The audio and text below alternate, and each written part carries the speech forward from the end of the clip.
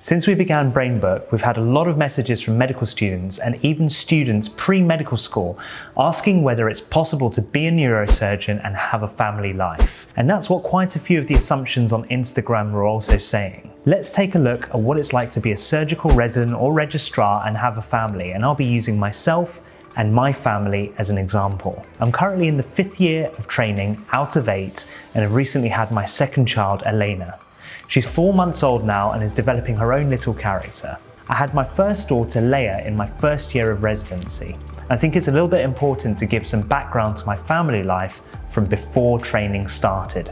I was engaged to my wife, Sahar, halfway into my first foundation year when I was working as a junior doctor in Cambridge. She was living in South London and commuting to jobs all the way in Kent, whilst I was stuck in Cambridge during the week. I chose to go up to Cambridge before I was engaged, and looking back, it put a lot of stress on our relationship. Doing your first year of being a junior doctor in a new part of the country and having a long distance engagement can take a toll, but we got through it. The elephant in the room was my desire to become a neurosurgeon. Selection is national, and you can find out more about it in this video.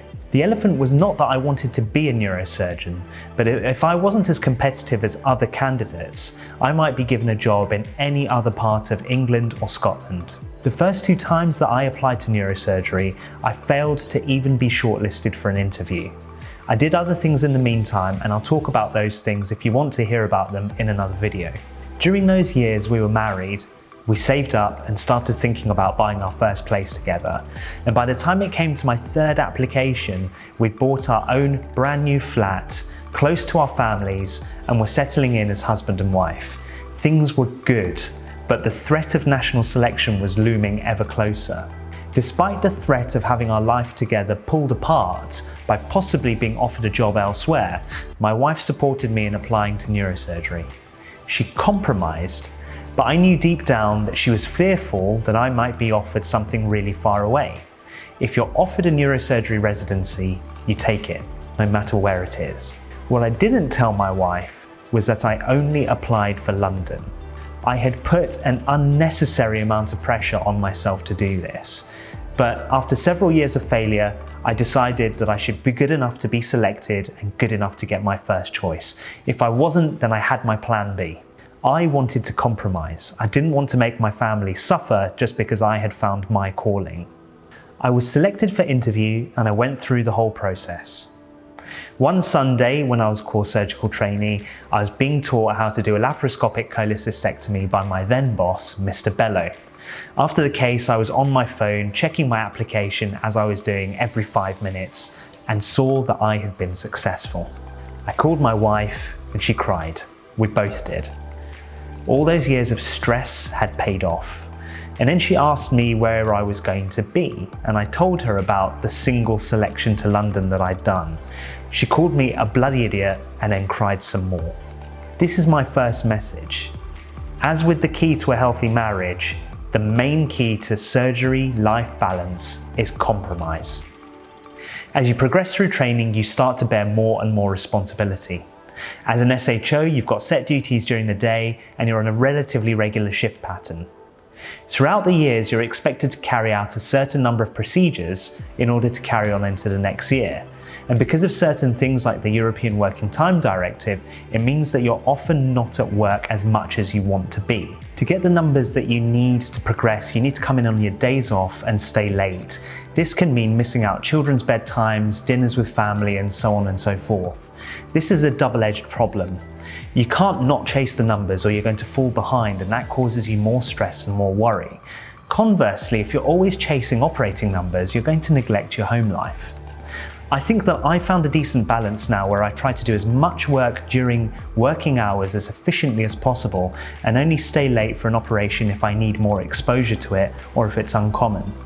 My wife and I have an unwritten agreement that a few times a week is okay to be late, but every day would be pretty unacceptable. The point here is that the only person losing out would be me, not seeing my children, seeing how their behaviour towards me changes when I don't see them often.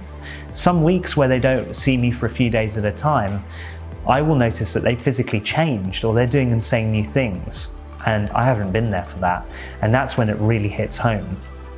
Again, compromise is key here. There will be times when staying late a lot is unavoidable.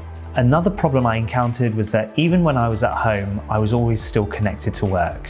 When you start progressing, the day-to-day care of your patients is even more of your responsibility, whether you're at work or not. This means sometimes getting texts and phone calls when you're at home. So you're at home, but you're not really there. You need to avoid this as much as possible. Hand over plans to your colleagues that you trust and try your best to switch off. Plan fun things for you and your partner or your family so that you can maximize your time when you're at home. One final thing that has been really important and beneficial is being close to family. I mentioned this earlier on when I said that I would only apply to London. That's because my mum and my parents-in-law live local to us. We had a tough time with our second daughter for various reasons, but having family close by meant that I wasn't always anxious or worried at work. I knew someone could be around to help out at home at a moment's notice, and we're really fortunate to have that, and I know not everybody will do. But if you can be around family, do try your best. My eldest daughter has forged an incredible connection with her grandparents, and I think it offsets the lack of time that I spend with her on a weekly basis. And it also means that when my wife and I do have some time, we can go out, even if it's only for a few hours, and have some time together. My take-home messages from this are this. Yes, work-life balance of a surgeon is tough, but it is doable. My bosses at work are role models to me. They've got children that they dote on. They're damn good surgeons, and I've got no doubts that they're damn good parents too. You just have to compromise. Being a surgeon is tough. Having a family is tough. You have to at least try and do your best at both. And there will be times when you get the balance right, and there will also be times when you get it really wrong. I still get it wrong. I still have bad days when I wish I was a better surgeon, a better dad, a better husband, but I'm doing my best to find that balance, and you definitely can too. I hope you've enjoyed this, and I hope that it's given you something to think about, maybe a little bit of inspiration to crack on and try and be a neurosurgeon if that was one of your main worries. See you next time.